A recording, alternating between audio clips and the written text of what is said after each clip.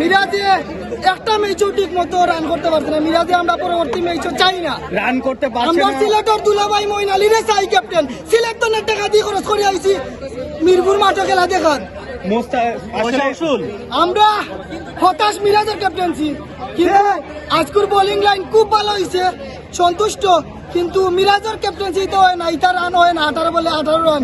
ইটা মঈন আলীর আগে তিনি ব্যাটিং এ এসেছেন, মঈন আলীর পরে তাকে চান কিনা? মিরাজে সারা বল খাই লাইছে, লাস্টে চাপর মুখো আইয়া মঈন আলীর উপরে আমরা সন্তুষ্ট। প্রত্যেকটা ম্যাচে কিন্তু একটা প্লেয়ার সিলেট টিমের যিনি কর্ণধার ফাহিমাল চৌধুরী, উনি এই মিরাজের ব্যাটিং এর কারণে লাস্টে এমন হতাশায় পড়ছে যে উনি মাঠে শেষ দায়িত্বে পড়ছে।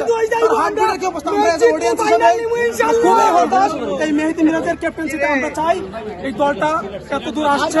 আমাদের এই যে দেখেন স্ট্রাইকার্স 2023 সন থেকে যখন মাশরাফি শান্তের নেতৃত্বে আমরা সেমিফাইনাল খেলছিলাম, ঠিক আছে, তখন থেকে আমরা স্বপ্ন বুনতেছি যে একটা ট্রফি, এবং এতদূর পর্যন্ত সিলেট টাইটান্স আসছে। আমরা চাই এবার চ্যাম্পিয়ন হইতে, এবং আমরা চাই প্রতিপক্ষ যারা আছে ওদেরকে পরোয়া করেন। এবং আমাদের যিনি কর্ণধার আছে উনি বলছে যে ফাইনালে উঠতে ব্ল্যাঙ্ক চেক দিয়ে দিবে, ঠিক আছে।